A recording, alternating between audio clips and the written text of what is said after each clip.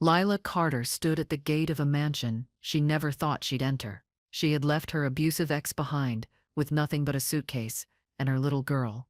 The man who opened the door was Adriano Moretti, a mafia boss, feared across the city. But his voice was calm when he said, "This house is too big for one person." Lila thought he was being kind. She didn't know the mansion had cameras in every hallway, locked doors she wasn't meant to open, and someone watching her from the woods the night she moved in. Rain dripped from Lila's coat as she stepped inside the grand hallway. Marble floors reflected the glow of chandeliers that looked too bright for such a quiet place. Her daughter, Emma, clung to her hand, staring at the portraits lining the walls. Each face seemed to follow them. Adriano told her she could stay as long as she needed. His tone was polite, almost distant, but his eyes carried something else, something that made her unsure if this was safety or another kind of trap waiting to close around her and her little girl. Lila's room was larger than her entire old apartment. A four-poster bed, velvet curtains, and a balcony that looked out toward the coast. It should have felt comforting, but it didn't. Emma jumped onto the bed laughing, while Lila unpacked the small suitcase that held everything they owned. Her phone had no signal inside these thick stone walls. She tried not to think about her ex finding them. She tried not to think about how easily this man, this stranger, could erase her existence if he ever wanted to. Dinner was served by quiet staff who barely looked her in the eyes. The food was perfect, but no one spoke much. Adriano sat at the end of the long table, listening as Emma talked about school and crayons. For a moment, Lila saw something soften in his face. Afterward, he asked her if she felt comfortable. She lied and said yes. When she returned to her room, she noticed a small blinking red light above the doorway. It was a camera, watching her. She didn't sleep that night. She only watched it back. In the morning, the sunlight came through tall windows, touching every corner of the marble hall. Lila walked the corridor, feeling the floor creak faintly beneath her steps. She saw a photograph hanging crookedly on the wall. Adriano standing beside a woman whose face had been scratched out. She froze, staring at the deep lines carved through the glass. Emma called from down the hall, breaking her trance. When she turned, one of the servants was already straightening the frame, pretending not to notice her reaction. The woman's erased face stayed on Lila's mind all day. That evening, Adriano came by her room, carrying Emma's favorite snack. He asked if the house felt strange. She said no, though her eyes betrayed her. He smiled faintly and said, "This house remembers everything." She didn't understand what that meant, and he didn't explain. As he left, she caught sight of a small tattoo on his wrist. 3 intersecting lines, like a mark of belonging. She wondered what kind of life had left him, with eyes that kind yet so guarded, and why she felt both safe and trapped under his roof at once. Emma spent most of her time playing near the staircase, making drawings of the house. Lila noticed that every drawing showed the mansion with a red mark above one window. She asked which room it was, but Emma only shrugged. Lila tried to find that same window outside, but every view looked identical. The servants avoided answering her questions. One of them quietly told her never to go down the east hallway after dark. That night she listened from her room and thought she heard slow, deliberate steps outside her door again. The next morning, Adriano apologized for any noise during the night, claiming it was his security checking the halls. Lila wanted to believe him, but the memory of those quiet, pacing footsteps stayed in her mind. She asked if she could go for a walk on the property to clear her head. He agreed, but sent 2 guards to accompany her. The vast garden was beautiful but overgrown in places. When she reached the back gate, she noticed something small tied to the latch, a thin red thread fluttering gently in the wind. She asked one of the guards about the red thread, but he avoided eye contact, saying he'd take care of it. That made her feel even worse. Back inside, she found Emma sitting on the floor, with crayons scattered everywhere, drawing another picture of the house. This one had a small figure by the gate, colored in black. Lila asked who it was, and Emma said it was the man from the garden. Lila froze, asking what she meant, but Emma was already humming, focused on her crayons, unaware of how cold her mother felt inside. Later that night, Lila couldn't sleep again. She stood by the window, watching the fog roll in from the hills. The red thread she had seen earlier was gone now, as if it had never been there. When she turned back toward the bed, she noticed something new on the dresser, a folded note, pale yellow, as if it had been handled many times. She opened it with trembling fingers. The message was short. "Leave while you can." She looked around the room, certain she had locked the door before sleeping. The lock was still in place. Lila stuffed the note into her suitcase and told no one. At breakfast, Adriano seemed tense, talking quietly with his guards. She noticed one of them had a bandage around his hand. When she asked, the guard said he slipped on wet stone, but she didn't believe it. The cameras above the doors blinked steadily. Adriano noticed her glancing at them and told her it was for her safety. She nodded, but she couldn't help wondering who was really being protected, them or him, or maybe something inside the house that no one dared mention. By afternoon, the sky turned gray again. Adriano left for a meeting downtown, leaving her alone with the staff. She decided to clean her room, trying to feel useful, but when she pulled the curtains back, she saw faint marks on the window glass, like someone had pressed their fingers there from the outside. The height made that impossible without a ladder. She checked the balcony, but found nothing. Still, the prints were real. When she turned back inside, she noticed the same faint smell of rain and smoke that followed Adriano everywhere he went. That evening, the house lights flickered once, then went out. Emma screamed from her room, and Lila ran to her in total darkness. She felt her way along the wall until the backup power clicked on. The hallway lights returned, but something new had appeared. Muddy footprints leading from Emma's room toward the stairs. Adriano returned minutes later, calm as ever, and claimed one of his guards had been checking windows. Lila knew those prints were too small to belong to a grown man. She said nothing, only locked her door after he left. The next day, Adriano offered to take them to the city for a drive, to help them feel less confined. Lila refused, saying she wanted Emma to rest. The truth was, she didn't trust leaving the mansion anymore. From the kitchen window, she saw gardeners clearing wet leaves near the wall, where she found the red thread. The ground looked disturbed, as if someone had been digging there. That night, as she tucked Emma in, she found another red thread under her pillow. Her hands shook as she hid it away without saying a word. She woke up before dawn to faint humming outside her room, a man's voice repeating a low tune she didn't recognize. When she opened the door, the hallway was empty. The sound seemed to move further down, near the east wing, the one everyone said to avoid. She forced herself to step closer but stopped when she saw a flicker of light beneath the locked door at the end. She returned to her room and stood by Emma's bed until morning, realizing that safety was something this house only pretended to offer. By morning, she was exhausted, but tried to hide it. Adriano noticed. He said the house could be strange for new people, that it took time to adjust. Lila asked if he had ever adjusted. He only smiled and said, "No one really does." Later, while folding laundry, she saw a shadow move across the garden from her window, too tall to be Adriano, too still to be human. When she blinked, it was gone. She sat on the bed, realizing she wasn't just living in his house anymore. She was part of its story now. Emma followed Adriano everywhere she could.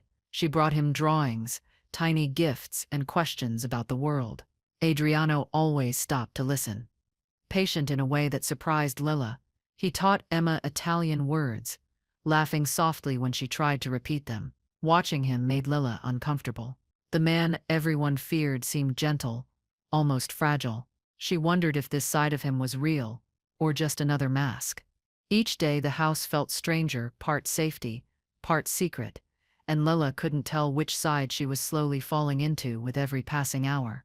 Lila decided to help the staff in the kitchen, to ease her restlessness. She chopped vegetables, cleaned shelves, and tried to fit in. The head chef, an older man with tired eyes, told her stories of the mansion before Adriano owned it. He said it once belonged to a family that disappeared. When Lila asked what he meant, he went silent and only muttered that the east wing had been locked ever since. His tone suggested the story wasn't just gossip. That night, she lay awake wondering what kind of history Adriano had inherited. The next day, A heavy rainstorm rolled in from the coast. Wind rattled the windows, and the power flickered. Adriano ordered everyone to stay inside. The servants whispered about a faulty generator, but their nervous looks said more. Lila tried to distract Emma with stories, but thunder made the little girl restless. At dinner, Adriano seemed distracted, glancing at his phone every few minutes. Later that night, when the house went quiet, a single light stayed on in the hallway outside her room. She didn't know who turned it on, but she was grateful for it. The storm intensified through the night. Around midnight, the lights cut out completely. Lila got out of bed and reached for her flashlight.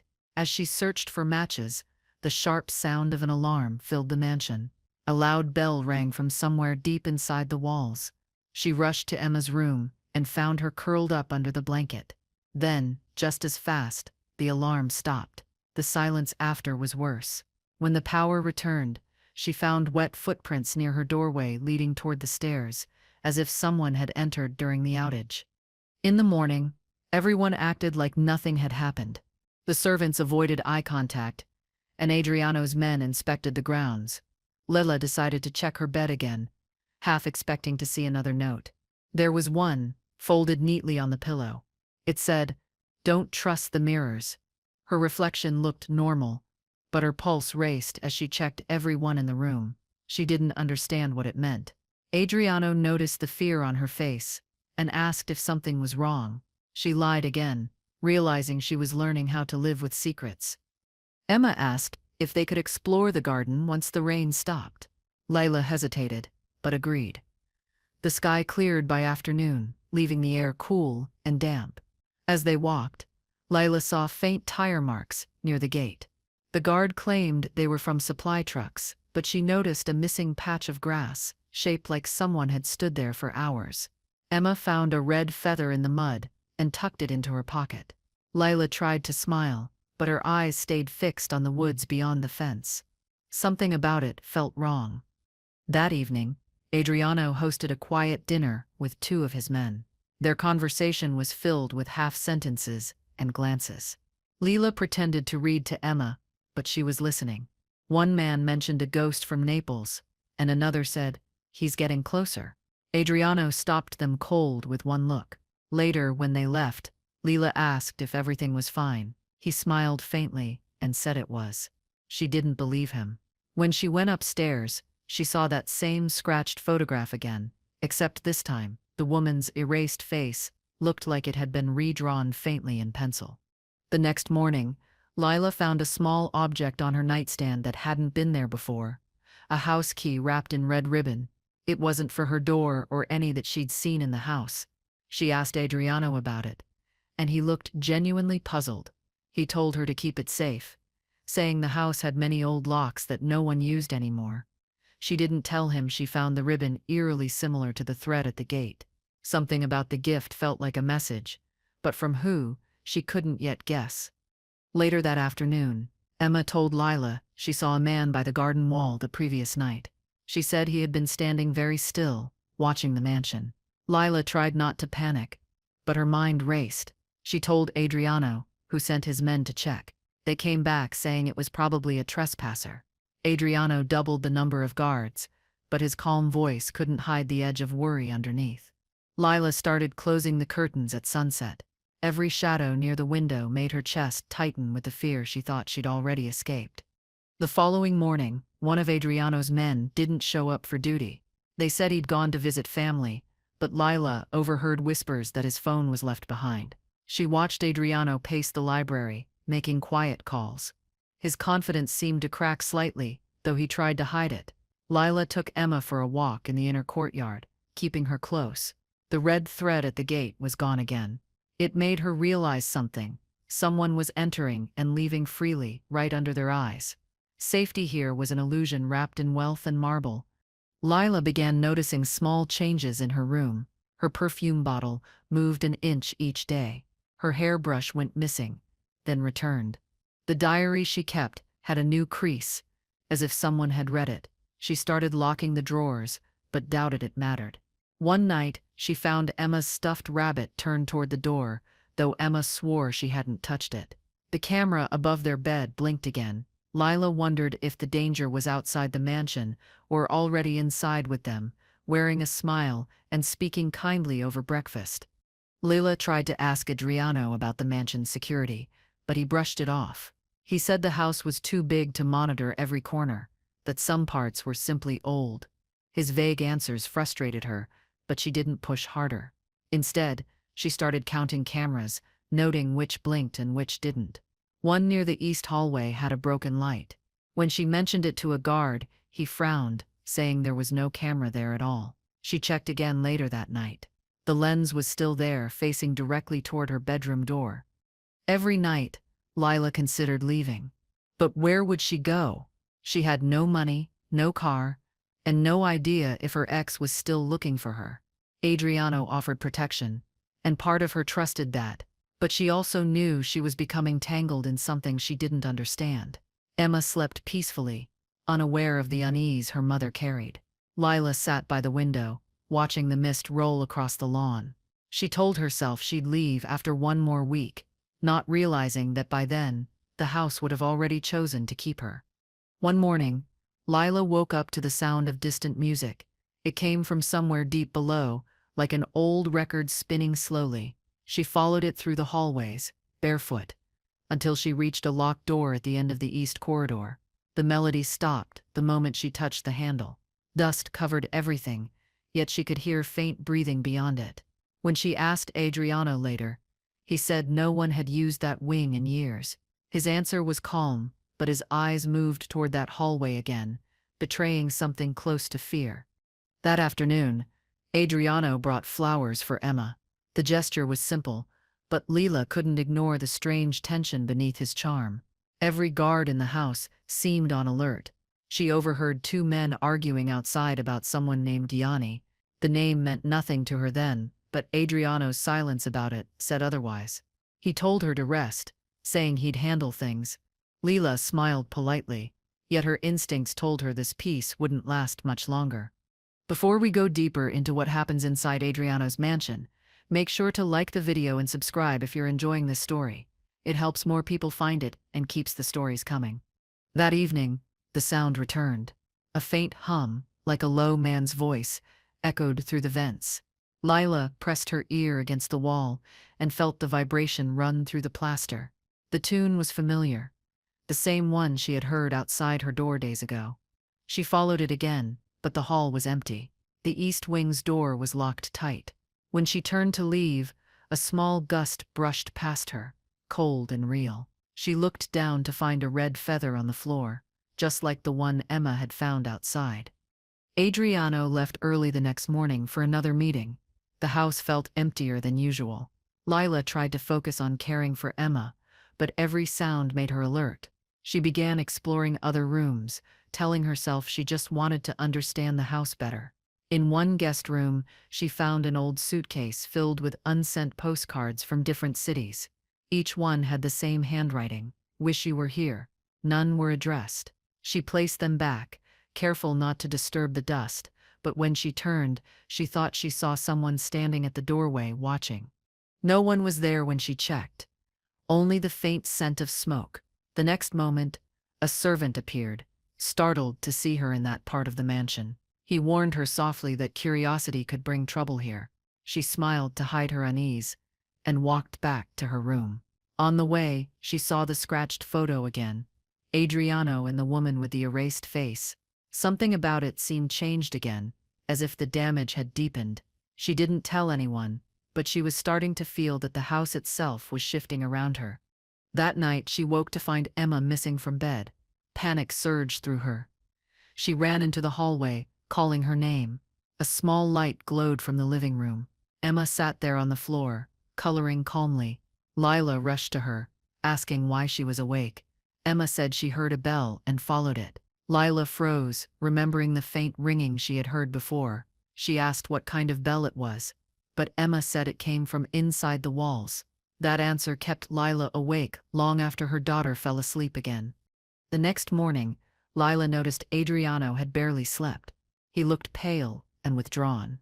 He told her not to worry about strange sounds, that old houses made their own music, but his hands trembled slightly when he poured coffee. She wanted to ask more about the bell, but something in his expression told her not to. Later, when she checked on Emma's toys, she found one of the guards' radios buried beneath them, still crackling faint voices. The words were distorted, but she could make out one phrase clearly. "He's back." She turned it off, shaken. By evening, guards moved nervously around the property.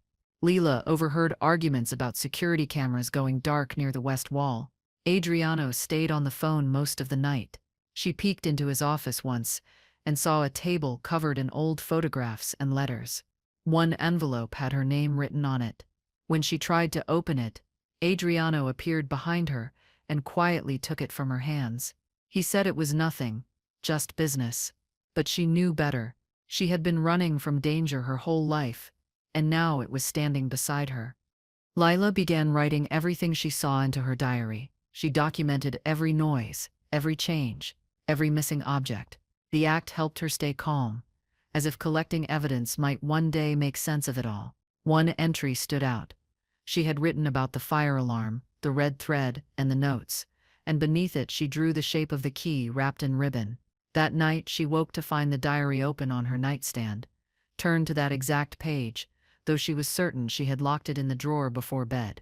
She started doubting everyone, even herself. The sleepless nights made her mind foggy. She'd wake up thinking she heard whispering, only to find the room empty. Adriano's voice over breakfast calmed her, yet his absence during the day left her anxious. Emma began drawing strange shapes, circles around the mansion, with one door marked in black. Lila asked which door it was, and Emma pointed toward the east wing. When she asked how she knew, Emma said she dreamed about it. Lila didn't know what scared her more, the dream or the chance it was true. Rain returned that night, hammering the glass windows. Adriano came home later than usual, his clothes damp and his mood dark. He told Lila that one of his men had been attacked near the outer gate. The man survived, but wouldn't say who it was. Adriano poured himself a drink, staring out at the storm. Lila stayed near the fire, clutching Emma close. She could feel the danger closing in on them, unseen but steady. The house groaned under the weight of the wind, as if it too sensed that something unwanted was drawing near. Before going to bed, Lila checked every lock twice. She left the lamp on and sat awake long after Emma had fallen asleep. Through the rain, she saw a faint light flash from the woods beyond the fence. It blinked once, then again in a steady rhythm. She realized it wasn't lightning. It was someone signaling toward the house. She froze by the window, unsure whether to scream or stay quiet. When she finally dared to look again, the light was gone, and the only sound left was the faint ringing of a distant bell. Adriano ordered every guard to search the woods, though none of them seemed eager. Lila stayed near Emma, trying to pretend life was normal. When the men returned, they found footprints that stopped abruptly at the fence, as if the person had vanished into thin air. Adriano tried to sound calm, but his voice carried strain. He told Lila she was safe, yet she caught him glancing toward the trees more than once. That night she slept with a chair wedged under the doorknob, wondering if their intruder had already found another way inside.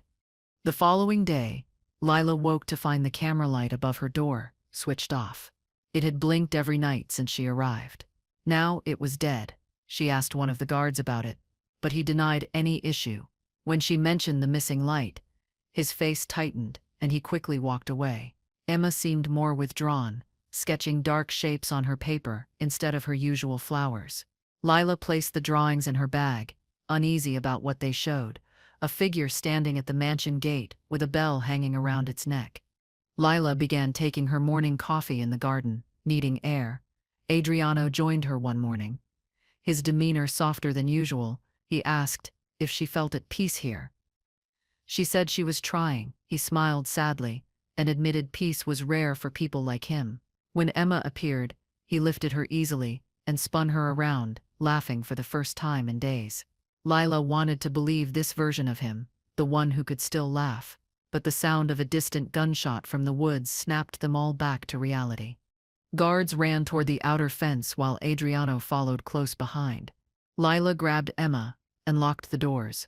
From the window she saw men searching the grass, their flashlights cutting through fog. Minutes later, Adriano returned with mud on his boots. He told her it was just an animal that triggered motion sensors, but his hands were trembling. That night, when Lila tried to sleep, she heard faint tapping on the wall beside her bed. 3 knocks, slow and steady.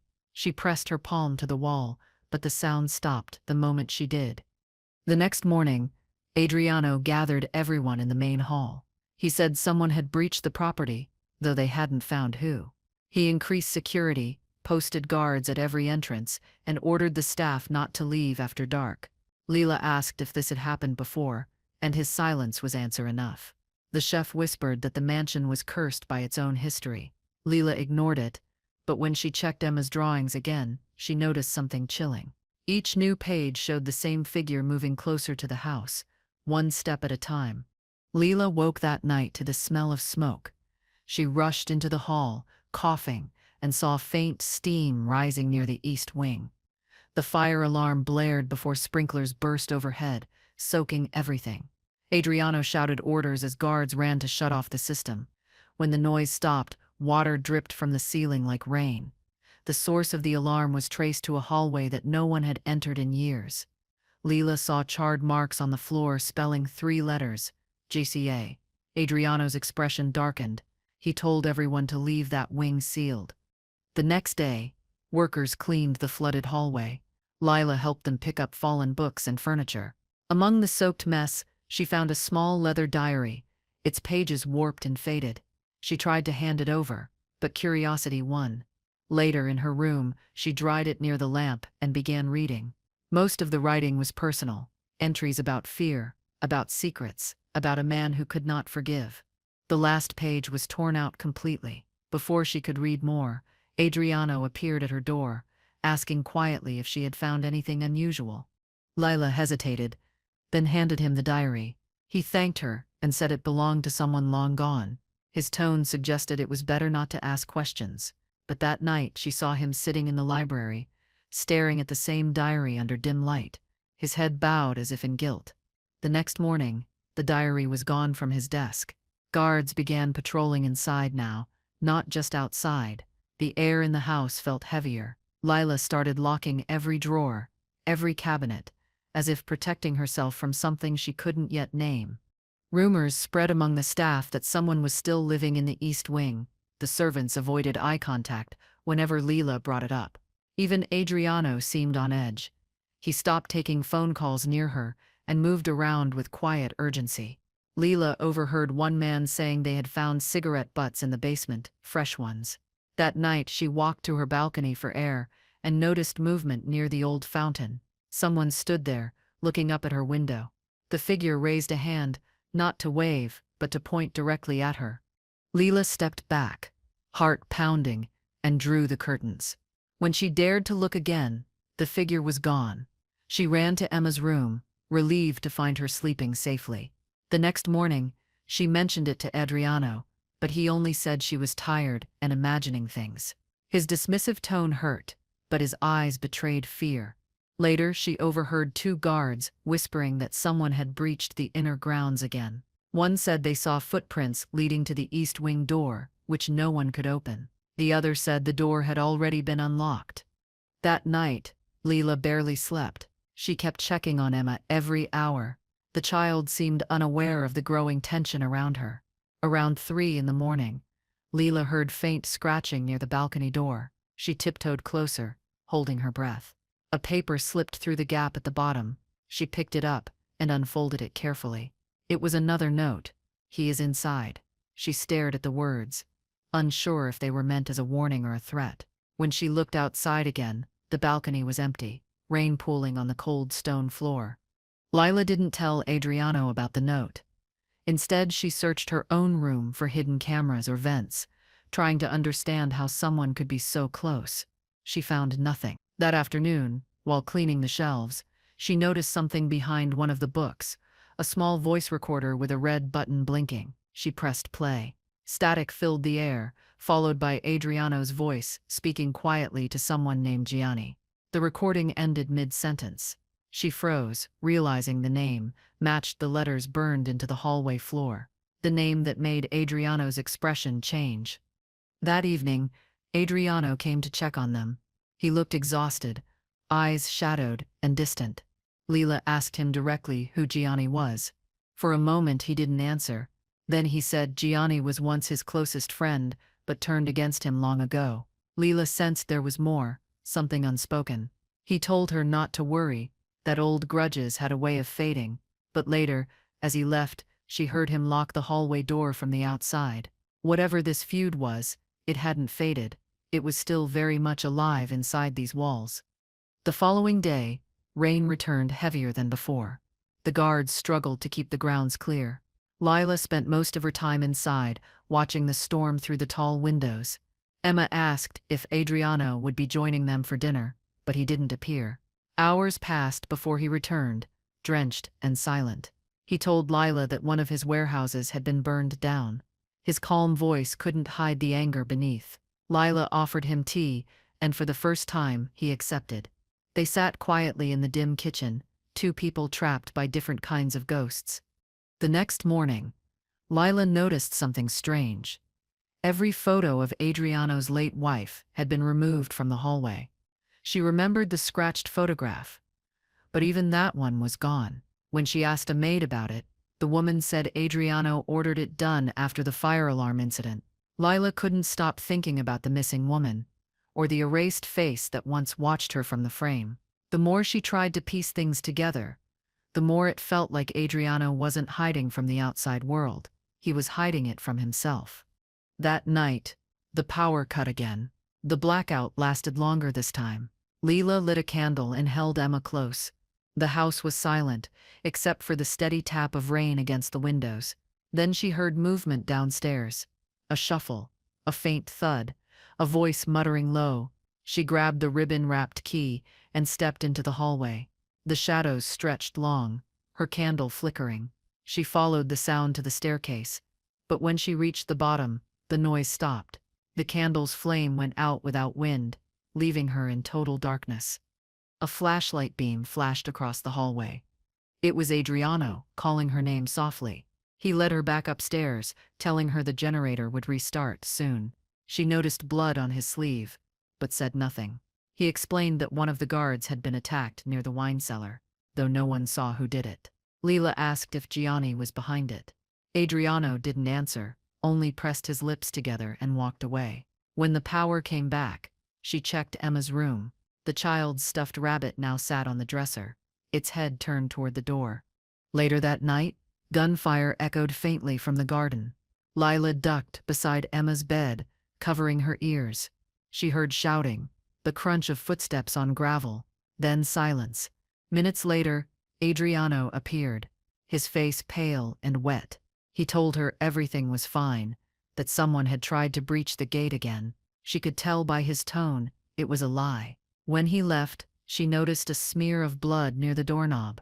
The guards cleaned it quickly the next morning, pretending it wasn't there. The mansion felt less like a home now, and more like a battlefield. Lila spent the next day pacing the hallways, unable to rest. She tried to call the outside world, but the phones were dead again. When she asked why, the staff said the lines were under repair. She didn't believe it.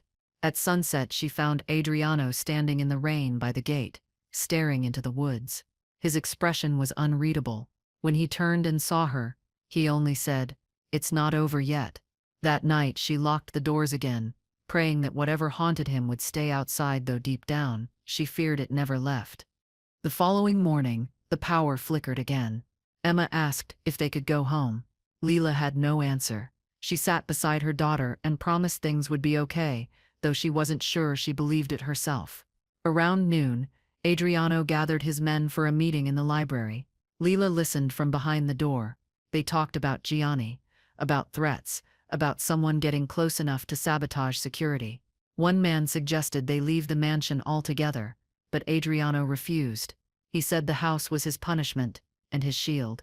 Leila finally understood. He would never run. Late that night, the generator sputtered back to life. Lila walked quietly through the dim halls. She found a room she hadn't noticed before, tucked behind the stairwell. Inside were old family belongings, suitcases, faded clothes, children's toys.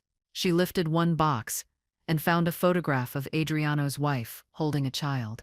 The edges were burned, and the child's face was missing. She realized Adriano's wife hadn't just died here. Something terrible had happened. Something that connected all these warnings. The truth was closer now, but she wasn't sure she wanted to know what it really was. Rain poured all night. Adriano didn't come to breakfast. One of his men said he was injured but refused help. Lila brought him a tray of food and knocked softly at his study. He let her in, his arm wrapped in bandages. He said he'd handled things, that the man stalking the house had been chased off, but his eyes betrayed him. He wasn't confident. He was scared. Lila felt something inside her shift. This man who once seemed untouchable now looked human, broken even. She wanted to help, but the fear between them kept growing stronger. Adriano's men stayed on high alert for the next few days. Lila tried to act calm, but every sound made her flinch. Emma stopped playing outside entirely. Then, one morning, Lila found a folded paper under Emma's toy chest. The handwriting was different from the first notes, but equally clear. "He can't protect you." Lila's throat tightened as she hid it before Adriano came in. He saw her pale face and asked what was wrong, but she brushed it off. Adriano's patience snapped. He slammed the door and told everyone to stay inside until further notice. The mansion's mood darkened. Curtains stayed drawn. Guards slept in shifts, and Adriano barely spoke. Lila tried to keep Emma distracted with stories and games, but her mind drifted constantly to the threat outside. Late one night, she opened her window for air. The rain had stopped, and the smell of wet earth filled the room. From somewhere far away, she heard that faint bell again. It rang once, paused, then again, steady, distant, and deliberate. She realized it always rang at the same hour. She didn't know what it meant, only that it was meant for them.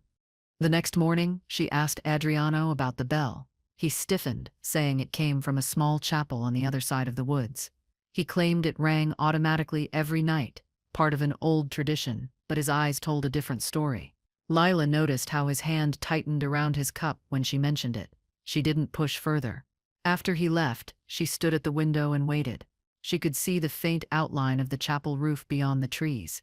Even from here it looked broken, as though it hadn't rung in years. That night, Adriano gathered all his men in the main hall. His voice was firm, but the tiredness underneath it was clear. He said whoever was playing games with them was close, maybe inside already. Lila stood in the doorway, unseen, watching him take control with the same authority that made everyone fear him. Yet she also saw a man unraveling under the weight of guilt. When he finished, he turned toward her without surprise, as if he'd known she was there the whole time. His only words were, "Don't go near the chapel." After that night, the rules changed. Doors were locked earlier, and the guards no longer patrolled alone. Lila and Emma were confined mostly to their rooms, though Adriano visited every evening. He spoke softly, asked about Emma's sleep, and tried to reassure them. Lila wanted to trust him, but sensed he was keeping something important hidden. One evening, she noticed the red thread wrapped tightly around his wrist, almost buried in his skin. When she asked about it, he said it was an old habit, a reminder of someone he used to protect but couldn't save. Days blurred into each other. The rain didn't stop. The sound of the bell returned each night, always at the same time. Lila began counting the seconds between the chimes, as if finding a pattern might make sense of it.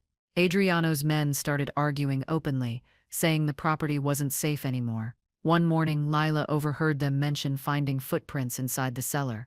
She wanted to ask Adriano about it, but when she looked for him, he was gone.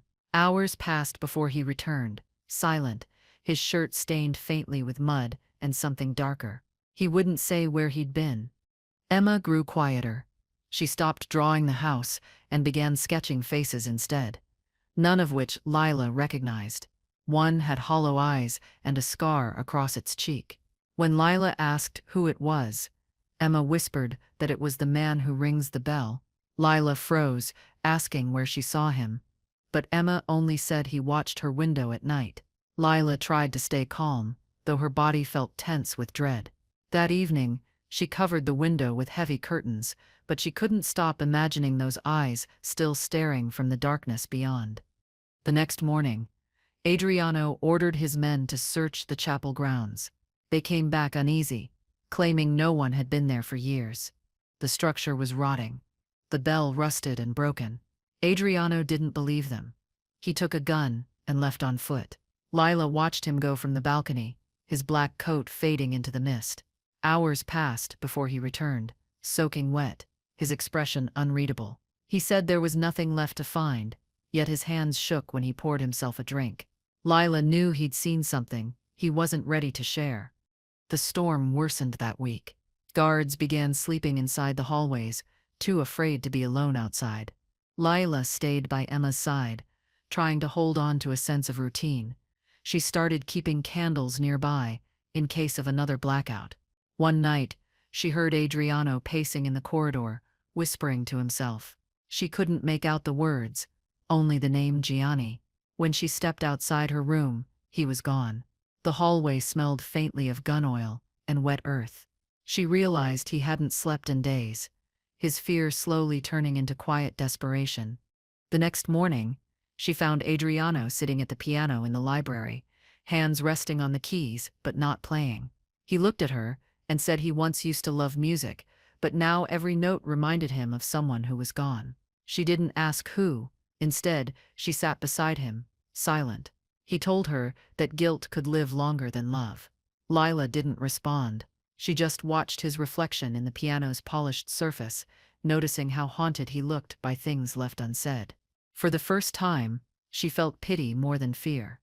Later that afternoon, Lila walked into the dining room and saw Adriano speaking harshly to one of his guards. She heard him say, "If you fail again, I'll bury you next to her."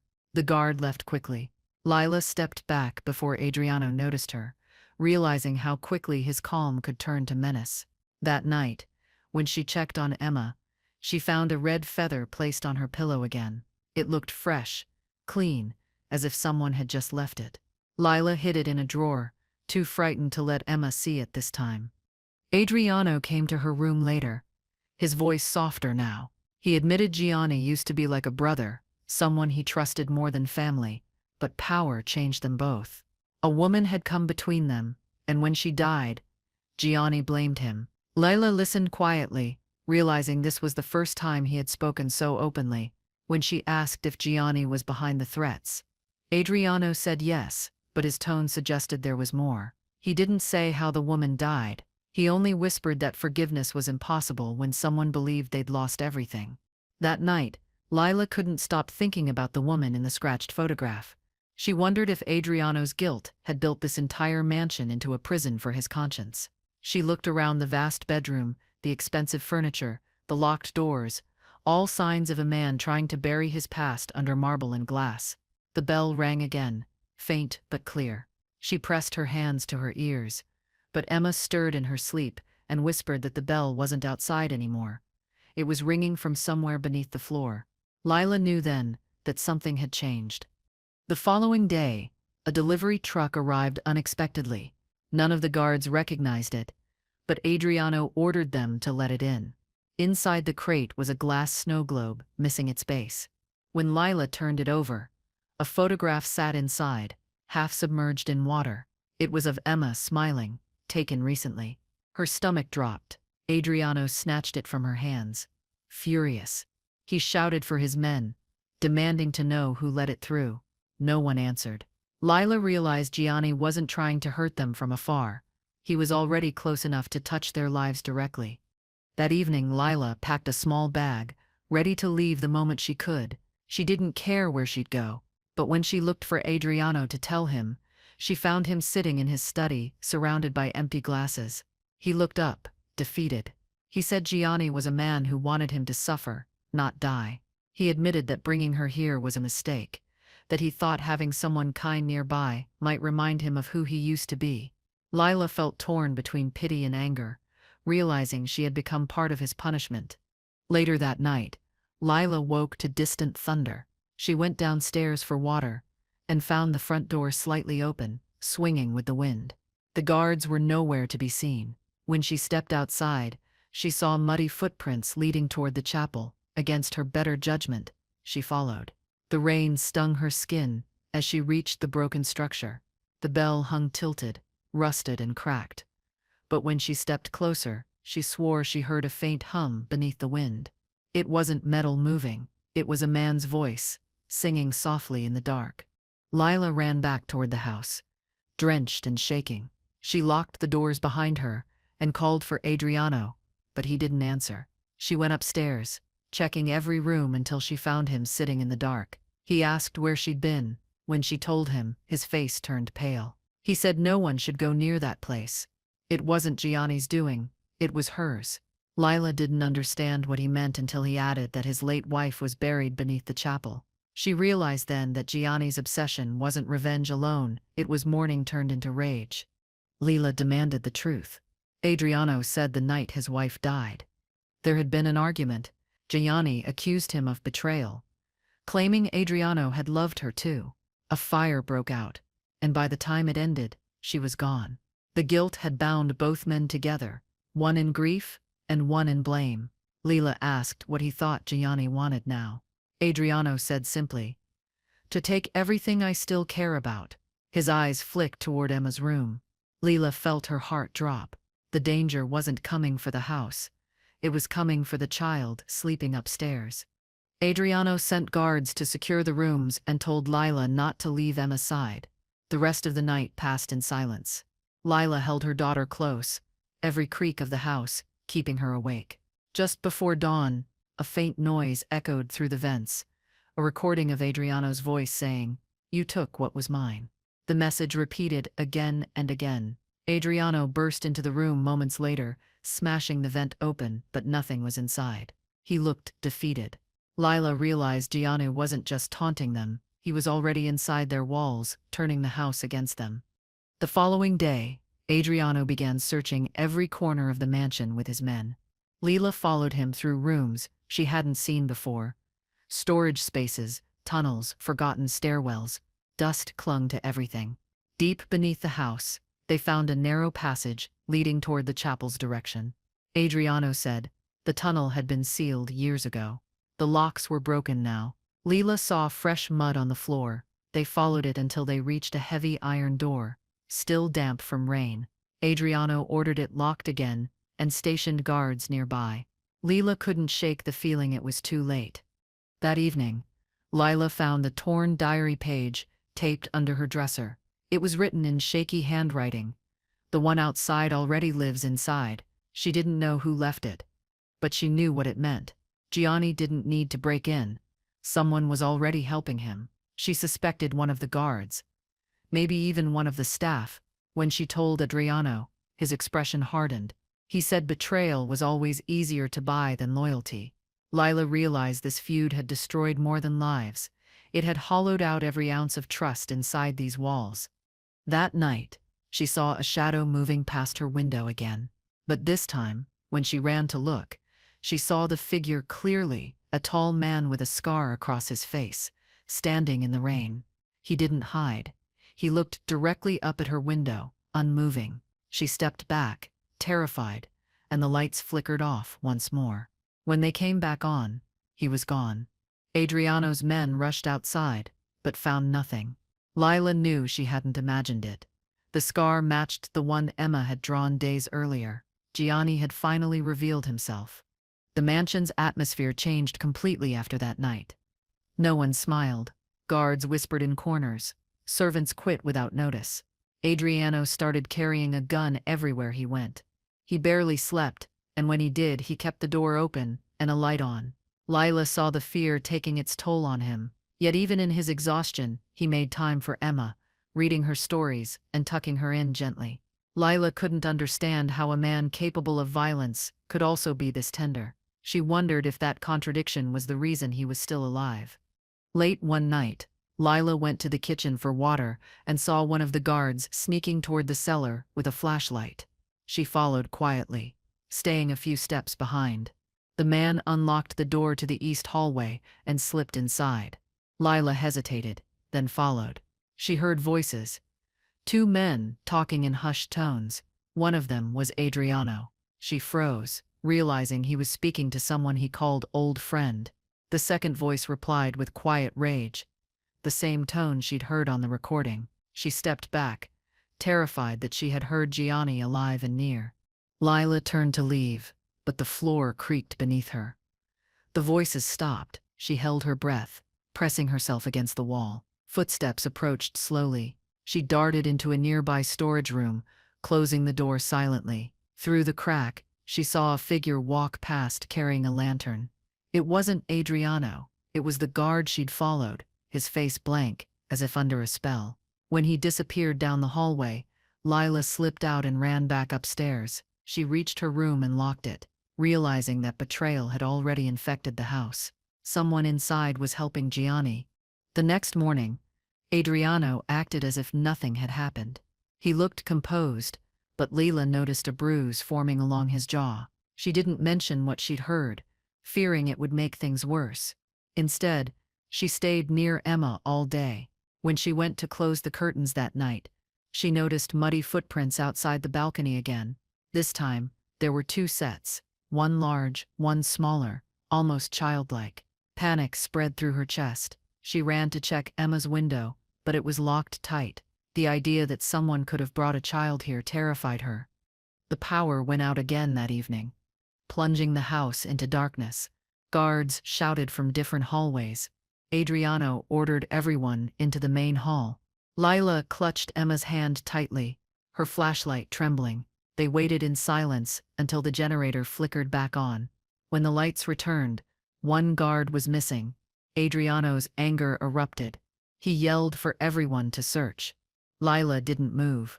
She had noticed something strange. On the marble floor near the staircase, there was a small puddle of blood and a trail leading toward the cellar door, the same one she had followed before. Adriano grabbed a gun and led the way into the cellar. Lila followed despite his warning. The air was cold, heavy with moisture. They found the missing guard lying near the tunnel entrance, eyes open but lifeless. The walls were smeared with symbols drawn in red. The same three letters, Gry A, repeated again and again. Adriano clenched his fists, whispering something under his breath. Lila stepped closer and saw a faint mark burned into the guard's palm, a bell carved into his skin. Whatever was happening wasn't just revenge anymore. It had turned into something ritualistic. Lila couldn't sleep that night. Every time she closed her eyes, she saw the dead guard's expression, his palm burned with that bell symbol. Adriano refused to explain what it meant, only saying Gianni was trying to make him relive an old sin. Lila began piecing things together. The notes, the red thread, the feathers, the voices. They weren't random. They were reminders. Gianni was making Adriano drown in his past one memory at a time. The house wasn't haunted by ghosts. It was haunted by regret, and now she and Emma were trapped inside it. The storm outside never eased. Lila tried to comfort Emma with stories, though her voice trembled. Adriano spent the day locking down every exit. His men looked drained, their nerves frayed. One guard muttered that Gianni didn't want the house. He wanted Adriano's soul. Lila didn't believe in curses, but the thought wouldn't leave her. That night, Adriano came to her room. He looked exhausted, like a man losing a battle. He never planned to fight. He said if anything happened, she should take Emma and the key he gave her. Lila didn't understand what the key truly unlocked. Hours passed. Lila sat by the window, watching the rain streak down the glass. Emma slept soundly beside her. The faint glow from the hallway light flickered once, then twice, before dying completely. The mansion was dark again. Lila reached for the candle she kept on the table. When she lit it, she noticed a message written in condensation on the window. The bell tolls for him. The words began to fade as quickly as they appeared. She wiped the glass, trembling. Somewhere in the distance, the chapel bell began to ring again, though no wind moved outside. She ran to Adriano's room, but he was gone. His bed untouched, his gun missing. Lila grabbed Emma and hurried downstairs. The guards were arguing in the foyer, shouting about motion sensors going off. One of them claimed he saw someone moving in the tunnels again. Adriano's voice echoed from the stairwell, ordering them to seal every door. His coat was soaked, his face pale. He said Gianni was near, closer than ever. Lila asked where he'd been, but he ignored the question. The candlelight flickered across his face, revealing fear that words couldn't hide. The guards spread out again. Adriano ordered Lila and Emma to stay in the library where he could see them. He said it was the safest room in the house, though his tone made it sound like a lie. The library was lined with books older than she could imagine. Lila held Emma close and watched Adriano load his gun. She asked if Gianni would kill them. Adriano didn't answer.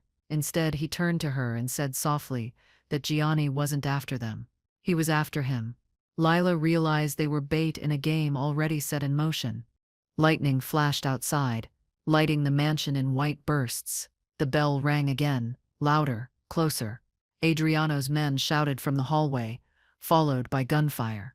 Lila covered Emma's ears as Adriano ran toward the door. He told her not to move, no matter what. Minutes passed before the echo of footsteps returned. Heavier, slower, unfamiliar. Lila gripped the ribbon-wrapped key in her hand, unsure whether to hide or run. The footsteps stopped outside the library door. Then came a knock. 3 slow taps, the same rhythm she'd heard weeks ago against her wall. Her breath caught as the handle turned. The door swung open, revealing one of Adriano's guards, pale, bleeding, shaking. He said something was wrong with the men downstairs, that they were turning on each other. His eyes darted wildly around the room before locking on Lila. He whispered that Gianni was already inside. Before she could respond, the man collapsed. Adriano appeared seconds later, dragging him out and locking the door behind him. Lila clutched Emma tighter, her pulse racing. From somewhere in the house, she heard a faint voice whisper Adriano's name, drawn out long and low, like a prayer twisted into a threat. Silence settled for a few minutes, broken only by the crackle of thunder outside. Lila tried to calm Emma, whispering that it would all be over soon. She didn't believe it. When the power surged back, the chandelier flickered above them. For a split second, she saw a figure reflected in the glass window across the room. A man standing behind her, face blurred by rain. She spun around, but no one was there. The reflection lingered a heartbeat longer before vanishing. That was when she knew Gianni had finally entered the mansion. There was no turning back. Adriano returned, covered in mud and sweat. He said they needed to move to the basement safe room. Lila didn't argue.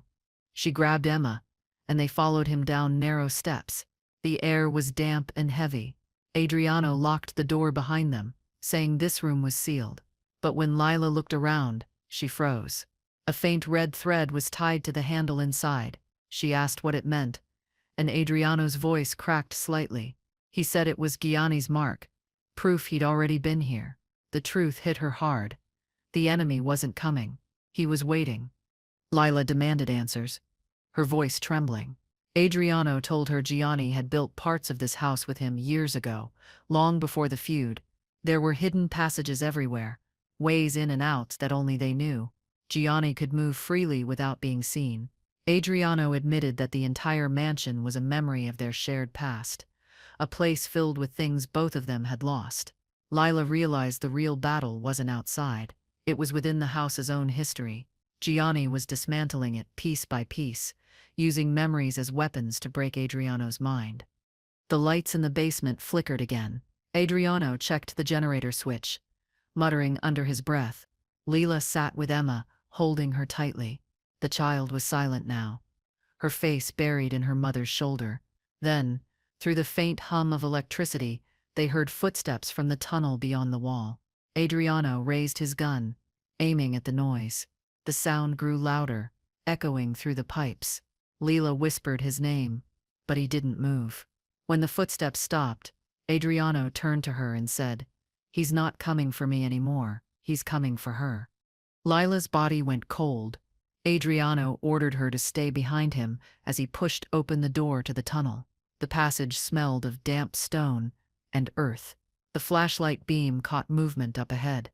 A shadow disappeared around a corner. Adriano followed, gun ready. Lila hesitated, then carried Emma after him, terrified to lose sight of him. The tunnel split in 2 directions. Adriano paused, uncertain. Then a faint ringing echoed through the right side. The bell again, louder now. He went that way without hesitation. Lila followed, feeling each step pull her deeper into something irreversible. They reached a chamber at the end of the tunnel. The air was freezing, and water dripped from the ceiling.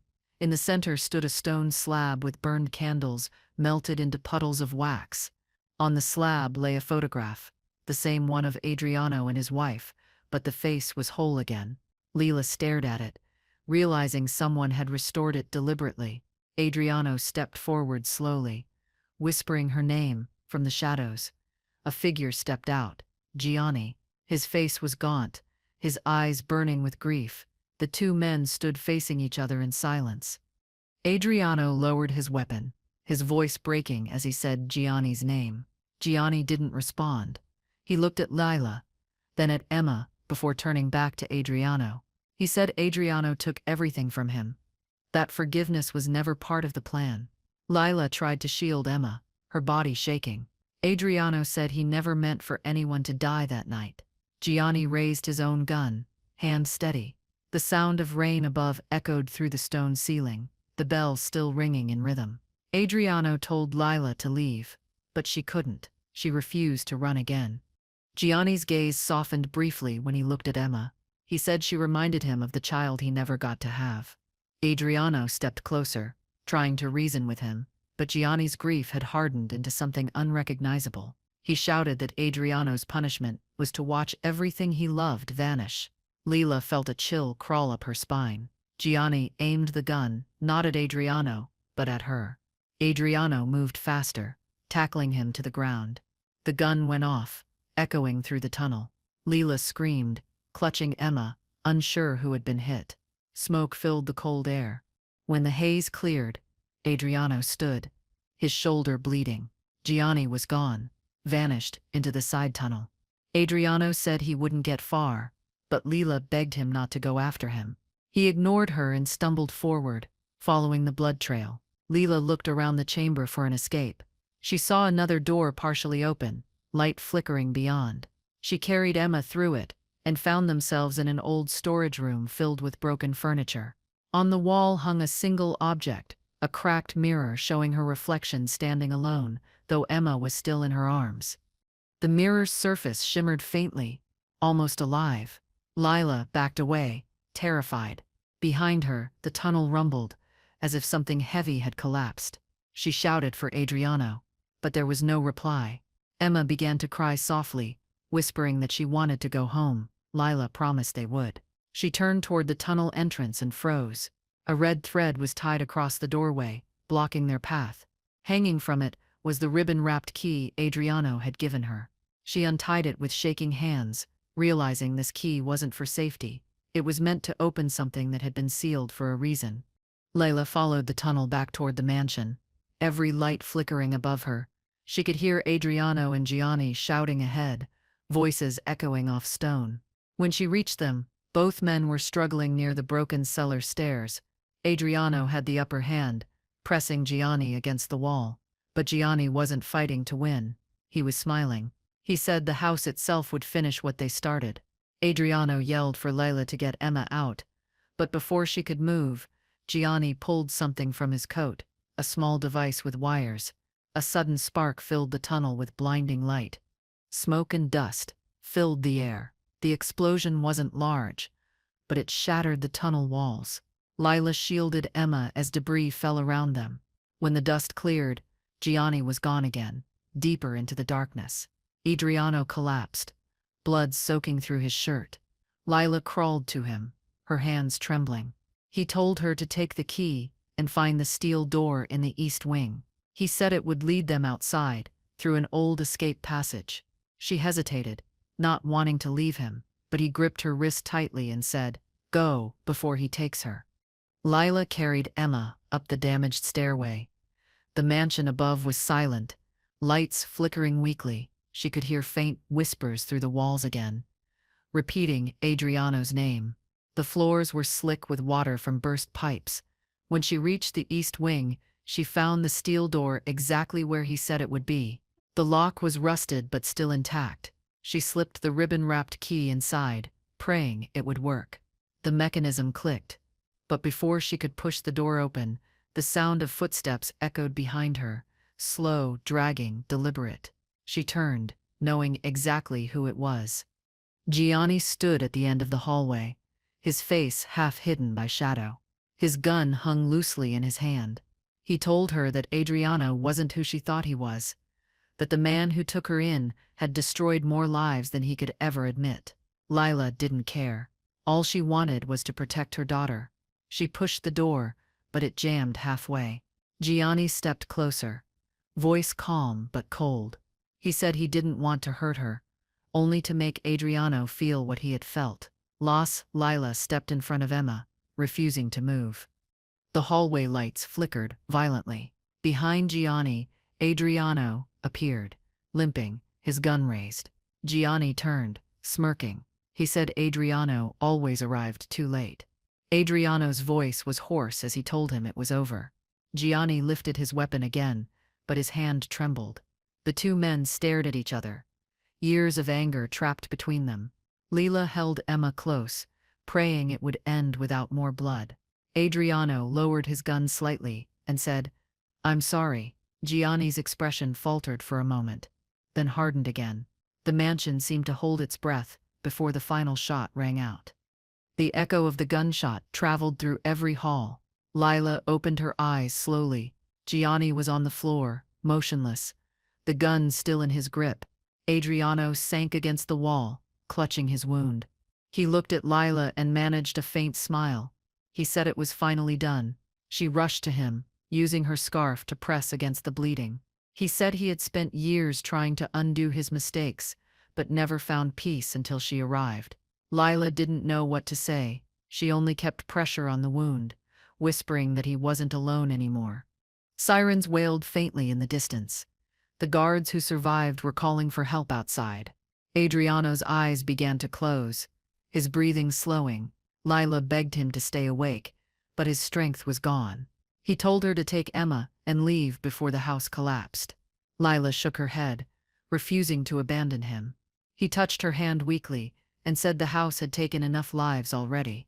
The rain outside grew louder, the bell ringing one last time, faint but clear. Lila realized it was tolling not for death, but release. The storm had finally broken. Lila helped Adriano to his feet, supporting his weight as they moved through the hall. The mansion looked different now, broken, flooded, alive in its ruin. They stepped outside just as dawn touched the horizon. The police cars arrived minutes later, taking Emma to safety. Adriano sat on the steps, breathing heavily, his eyes distant. Lila stood beside him, rain washing away the blood on her hands. She didn't know if they had won or simply survived. But as she looked back at the mansion, she felt something shift inside it, like the house itself had finally exhaled. Paramedics carried Adriano to the ambulance. His pulse was weak but steady. Lila stood in the doorway of the mansion, holding Emma close, watching the once grand house crumble in the rising light. The walls that had trapped them now looked hollow, stripped of their secrets. Officers moved through the rooms, collecting evidence, whispering about what had happened. Lila felt detached from it all. The rain eased, leaving only mist over the fields. For the first time, the bell was silent. The house that had watched everything finally seemed ready to rest. At the hospital, Lila sat beside Adriano's bed. His face looked pale against the white sheets.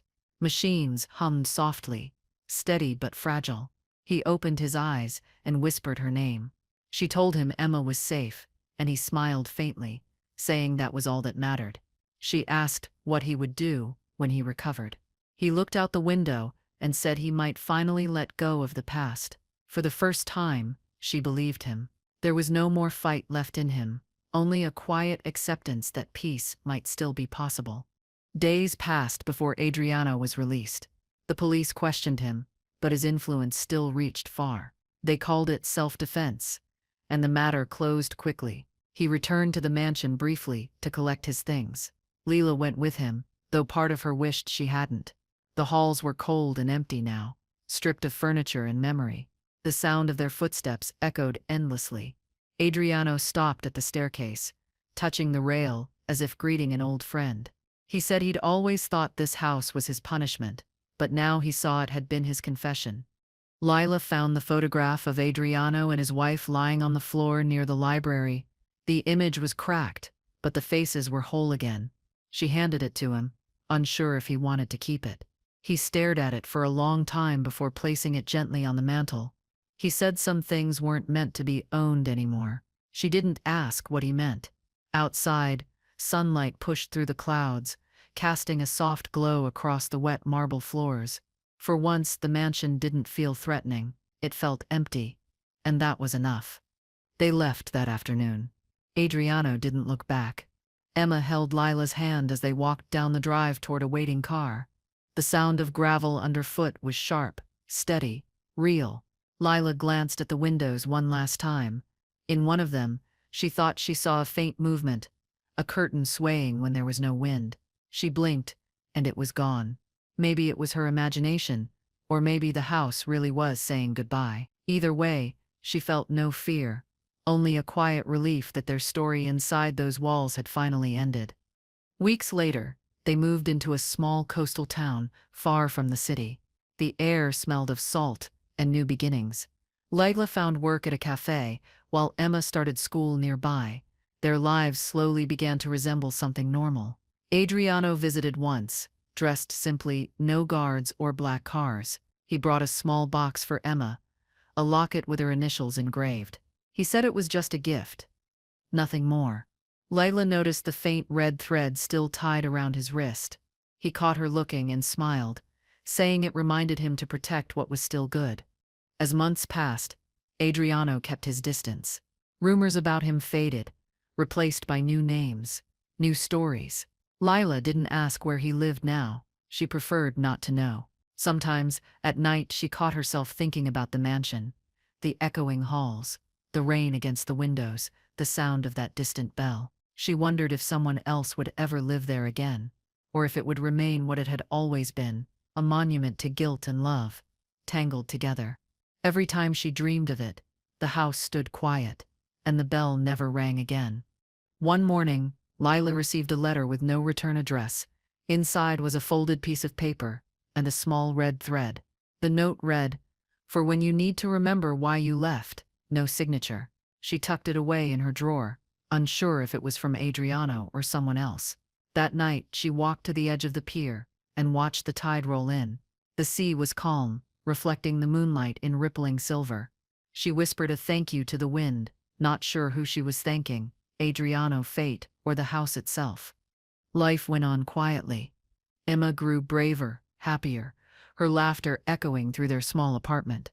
Sometimes she asked about Adriano, and Lila said he was somewhere finding peace. One evening, Emma showed her a drawing, 3 people holding hands in front of a house. The house was large and bright, not dark like before. Lila asked who the third person was. Emma said it was the man who gave her the locket. Lila smiled faintly and hung the drawing on the fridge. Maybe some stories don't end with pain. Maybe some just fade gently into memory. A year later, Lila returned to the city for work. Paperwork. She passed by the road that once led to Adriano's estate. The gate was open, the sign removed, the path overgrown. Curiosity made her stop. She walked halfway up the hill and saw the mansion in the distance, windows shattered, roof half collapsed, vines climbing the stone. The silence around it felt peaceful this time, not threatening. She stood there for a long while, remembering everything that had happened. Then she turned and walked away, not out of fear, but because there was nothing left worth holding on to. Back home, Layla told Emma.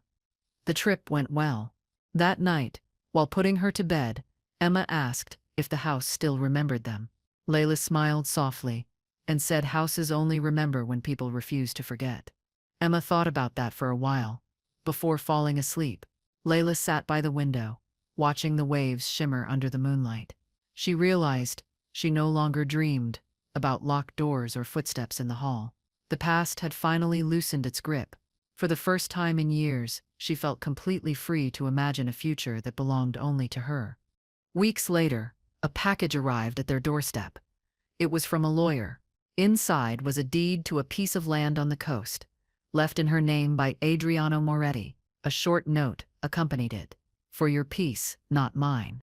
Lila didn't know whether to cry or smile. She decided to visit the land that weekend. When she arrived, it was nothing more than a quiet hill overlooking the ocean. No buildings, no fences, just open space. She stood there for a while, realizing it was the opposite of his mansion. Simple, open, and alive. Lila planted flowers there, small white ones that grew easily in salty soil. Emma helped. Her hands muddy and cheerful. They called it their garden of second chances. Every evening, they brought a candle to light beside the flowers. Lila kept the ribbon-wrapped key in her pocket. Not as a relic, but as a reminder of how far they had come. The wind carried the faint scent of rain, but it no longer frightened her. It smelled like renewal now. The shadows that once clung to her name had drifted far behind, carried off by time and sea. One evening, as they watched the sunset, Lila saw a man standing by the road below. He was older, slower, but she recognized his posture. Adriano nodded once, a silent farewell. She raised her hand slightly, returning the gesture. He smiled before walking away toward the horizon. Emma asked who he was, and Lila said just a friend who finally found peace. The sun dipped below the waterline, painting the sky in warm golds and reds. The moment felt final, not sad. Some goodbyes didn't need words. Some were written only in the quiet, between heartbeats. After that day, she never saw him again. Months passed without word, until one morning she read a small article in the paper.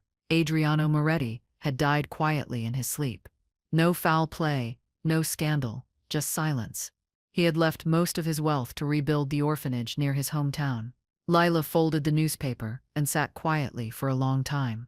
She felt neither grief nor joy, only gratitude. Whatever darkness he carried, he had chosen to end it with something kind. Maybe that was all redemption ever really was, a single act that changed the ending. Lila visited the garden that evening, and lit 2 candles instead of 1. The wind blew gently through the flowers, bending their stems like a soft bow. She thought about how everything had started, with fear, with running, with a mansion too big for one person, and yet, somehow, it had led her here, to a place where silence no longer meant danger.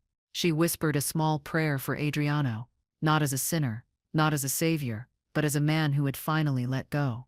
The sea answered with the sound of waves breaking softly against the rocks. Emma asked why they lit 2 candles that night. Lila said one was for those who stayed and one for those who left. Emma nodded thoughtfully and helped light them both. They watched the flames flicker in the breeze.